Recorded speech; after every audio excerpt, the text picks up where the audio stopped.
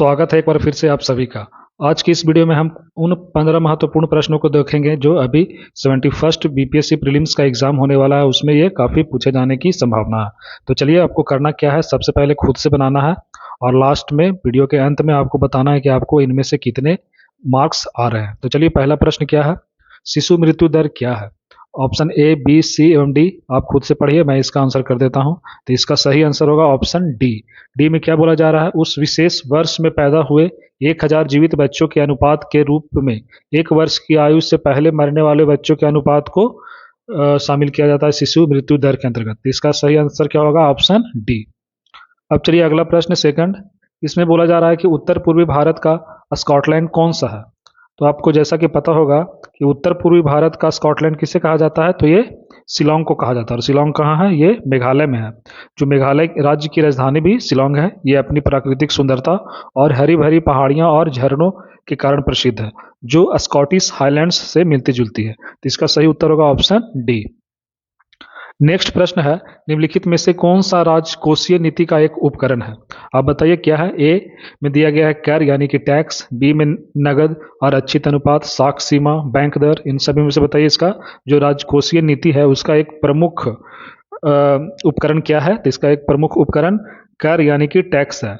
राजकोषीय नीति का एक प्रमुख उपकरण जो है टैक्सेशन है। राज्य सरकारें या केंद्र सरकारें क्या करती है, करों को समायोजित करके अर्थव्यवस्था को प्रभावित करती है, जैसे टैक्स के रेट को बदलकर।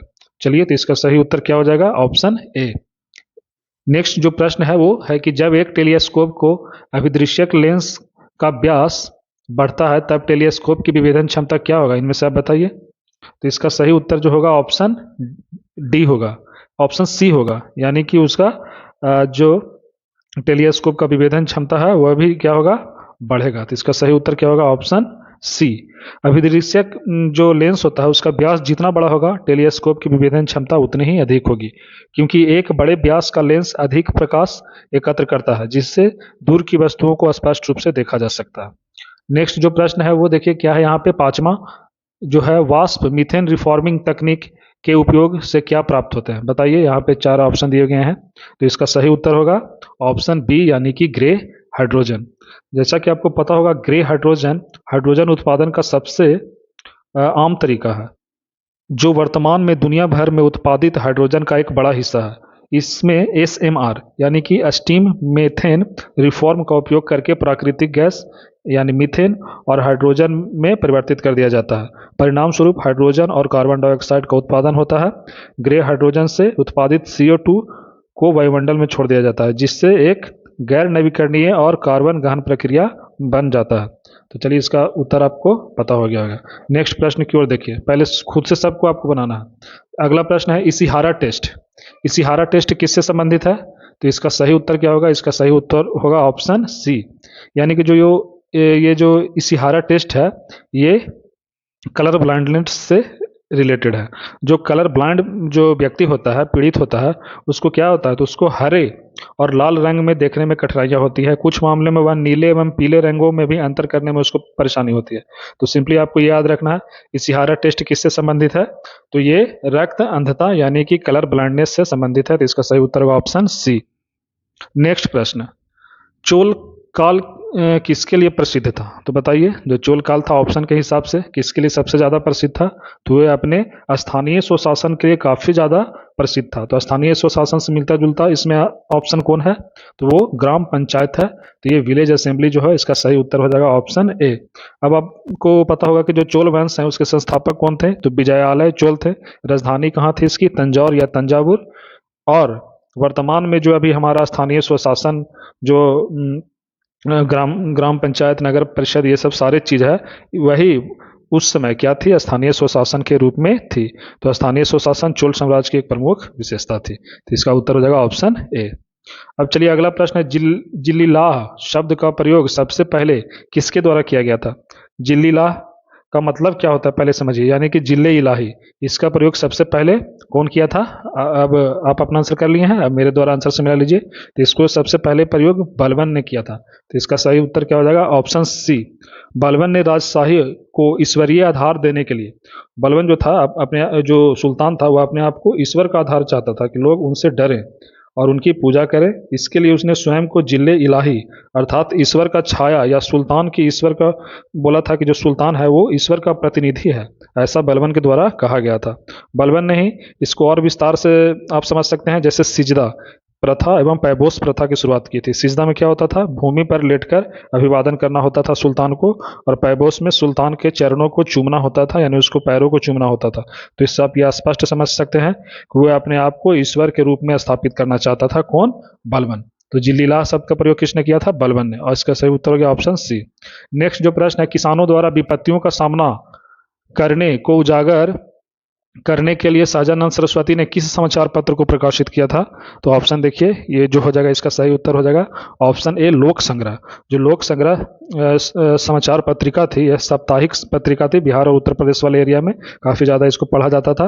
तो ये स्वामी शाहजानंद सरस्वती के द्वारा इसको क्या किया गया था? तो संपादित किया गया था। अब यहाँ से कुछ और प्रश्न बनेंगे कि जो स्वामी शाहजानंद थे वो उनकी आत्मकथा का क्या नाम था? तो उनकी आत्मकथा का नाम था मेरा जीवन संघर्ष, यानी कि माई लाइफ स्ट्रगल। उनकी महत्वपूर्ण पुस्तक था एक किसान कौन। इसके अलावा समाचार पत्र लोक संग्रह जैसा कि अभी ऑप्शन में है। इसके अलावा हुंकार, हुंकार भी स्वामी शाहजानंद से रिलेटेड समाचार पत्रिका था जो पटना से प्रकाशित होता था। तो ये भी काफ़ी इंपॉर्टेंट है प्रीलिम्स के लिए, इन सभी को आपको ध्यान में रखना। साथ ही इनके द्वारा एक संगठन बनाया गया था अखिल भारतीय किसान सभा 1936 में, जिसके संस्थापक शाहजानंद सरस्वती खुद थे और उनके सचिव थे एन.जी. रंगा। तो इसका सही उत्तर हो जाएगा ऑप्शन ए।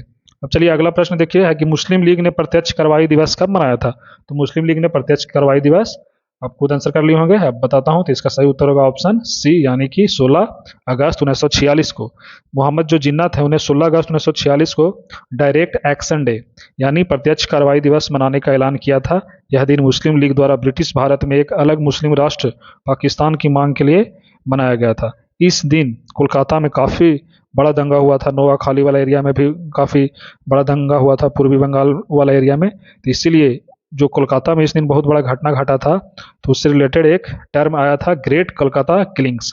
तो ये भी ध्यान रखिएगा, जो ग्रेट कलकत्ता किलिंग्स शब्द जो आया था यहीं से आया था, और बाद में यही सब घटनाएं 1947 में जब हमारा देश आज़ाद हुआ तो पाकिस्तान की गठन की एक बहुत बड़ी नींव बन गई। अब चलिए अगला प्रश्न देखते हैं। बताया जा रहा है कि निम्नलिखित में से किस सूफी सिलसिले की स्थापना बिहार में हुई थी? तो बताइए चारों में से। तो इसमें सही उत्तर होगा फिरदौसिया। जो फिरदौसिया सिलसिला या फिरदौसी भी इसको बोला जाता था, यह बिहार के राजगीर में 14वीं शताब्दी में इसकी स्थापना हुई थी। यह सोहरावर्दी सिलसिले की एक शाखा थी। इस सिलसिले के प्रमुख सूफी संत कौन थे? तो शेख मखदूम शरफुद्दीन मनेरी थे। इनका मजार अभी कहाँ है? तो बिहार के बिहार शरीफ में है। तो इन सभी को आपको ध्यान रखना है। तो इसका सही उत्तर क्या होगा? Option B. अब चलिए अगला प्रश्न को देखते हैं। मंत्रिपरिषद की संख्या को किस संविधान संशोधन द्वारा लोकसभा सदस्यों की संख्या का 15% तय किया गया? तो ये किसके तहत किया गया था? ये 91st कॉन्स्टिट्यूशन अमेंडमेंट यानी कि 91वां संविधान संशोधन के द्वारा किया गया था। तो इसका सही उत्तर होगा ऑप्शन सी। यहाँ पे आप ये ध्यान रख सकते हैं कि इसका उद्देश्य क्यों था ऐसा करना, ताकि मंत्रिपरिषद को आकार को सीमित किया जा सके, खर्चों में कटौती की जा सके और अधिकतम जवाबदेही सरकार को बनाया जाए, और कार्यकुशल सरकार को कि वो ज़्यादा जवाबदेह हो, कार्यकुशल हो। जैसे कि आप समझ सकते हैं अभी 545 सदस्य हैं लोकसभा में, तो उसका 15% लगभग 81 होता है, तो लगभग 81 मंत्री हो सकते हैं। अब चलिए अगला प्रश्न। हाल ही में किस राज्य में बोनालू उत्सव मनाया गया? बोनालू उत्सव अभी हाल ही में कहाँ मनाया गया? तो ये तेलंगाना में मनाया गया। यह उत्सव देवी महाकाली को समर्पित है। तो इसका सही उत्तर होगा ऑप्शन ए। नेक्स्ट प्रश्न देखिए। अभी 76th नाटो शिखर सम्मेलन का आयोजन हुआ, 76वां। ये कहाँ हुआ है? तो इसका आयोजन द हेग नीदरलैंड में हुआ है। तो इसका सही उत्तर क्या होगा? ऑप्शन सी होगा। 2025 में ही अभी इसका हुआ है, जून 2025 में यह सम्मेलन हुआ है। जो हेग है नीदरलैंड का एक शहर है। अगला एवं अंतिम प्रश्न। किस शहर में नक्षत्र नामक भारत की पहली उच्च प्रदर्शन कंप्यूटिंग सुविधा को शुरू किया गया है? तो अभी किस शहर में ऐसा किया गया है? ये जो उच्च प्रदर्शन कंप्यूटिंग यानी कि हाई परफॉर्मेंस कंप्यूटिंग HPC, इसका नाम दिया गया नक्षत्र। ये क्या करेगा? तो यह जो सुविधा है ICMR Indian council of medical research के तहत नेशनल इंस्टीट्यूट ऑफ वायरोलॉजी, ये कहाँ है हमारा? नेशनल इंस्टीट्यूट ऑफ वायरोलॉजी यानी राष्ट्रीय विषाणु विज्ञान दिवस विषाणु विज्ञान संस्थान, सॉरी दिवस बोल दिया। ये कहाँ है आपका? पुणे में है। तो ये वहीं पे यह स्थापित किया गया। इसका उद्देश्य है भारत में जीनोमिक अनुसंधान और महामारी संबंधी तैयारियों को बढ़ावा देना। तो ये जो नक्षत्र है अभी पुणे में, पूरा डिटेल बता दिया गया। तो इसका सही उत्तर होगा ऑप्शन बी। अब बताइए आपके 15 में से कितने अंक प्राप्त हुए हैं। अगर वीडियो अच्छा लगा हो तो इसे ज़्यादा से ज़्यादा शेयर करें। धन्यवाद।